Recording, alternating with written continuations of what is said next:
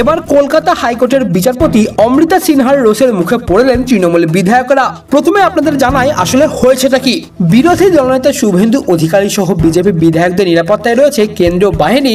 বিধানসভার ভিতরে কেন্দ্রীয় বাহিনীর নিরাপত্তা কর্মীদের প্রবেশের উপরে নিষেধাজ্ঞা রয়েছে, অর্থাৎ কোনো বিধায়ক চাইলেই বিধানসভার ভিতরে কেন্দ্রীয় বাহিনীকে কখনোই নিয়ে যেতে পারে না। অন্যদিকে আবার বিজেপির অভিযোগ, তৃণমূল বিধায়করা পুলিশের নিরাপত্তা নিয়ে বিধানসভার ভিতরে প্রবেশ করেন এবং স্পিকারের এই সিদ্ধান্তের বিরুদ্ধেই হাইকোর্টে মামলা করেছেন বিরোধী দলনেতা শুভেন্দু অধিকারী। এদিন এই মামলার শুনানি পর্বে বিচারপতি অমৃতা সিনহার মন্তব্য, কেন কেন্দ্রীয় বাহিনীর ভিতরে নিয়ে যাওয়ার আবেদন করা হচ্ছে, বিধানসভার ভিতরেও কি কোনো হুমকি রয়েছে? উত্তরে শুভেন্দুর আইনজীবী অভিযোগ করেন, অনেক সময় বিধানসভার ভবনের বাইরে লোক ঢুকে পড়ছেন, তারা হুমকি দিচ্ছেন। এরপরে পাল্টা বিচারপতি সিনহার প্রশ্ন, কিভাবে বাইরের কেউ বিধানসভার ভিতরে ঢুকে হুমকি দিতে পারেন? তৃণমূল বিধায়কদের দিকে ইঙ্গিত করে বিরোধী দলনেতার আইনজীবী এদিন বলেন, বিধায়ককে আক্রমণ করছেন, তাদের সঙ্গে পুলিশ রয়েছে, কিন্তু বিজেপি বিধায়কদের সঙ্গে পুলিশ নেই। শুভেন্দুর আইনজীবী জয়দীপ কর এবং বিল্বদল ভট্টাচার্যের অভিযোগ, বিধানসভার ভিতরে শাসক দলের বিধায়কদের সঙ্গে নিরাপত্তা কর্মীদের নিয়ে যাওয়ার অনুমতি দিয়েছেন স্পিকার, কিন্তু বিরোধী দলনেতা বা বিজেপি বিধায়কদের নিরাপত্তায় থাকা কেন্দ্রীয় বাহিনীকে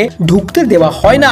তাদের প্রশ্ন, স্পিকার কি দুরকম অবস্থান নিতে পারেন? বিচারপতি সিনহা এরপরেই প্রশ্ন তোলেন, কেন এমন সিদ্ধান্ত নেওয়া হলো? শুভেন্দুর আইনজীবী জানান, অতীতে কয়েকটি ঘটনার প্রেক্ষিতে ওই সিদ্ধান্ত দিয়েছেন স্পিকার।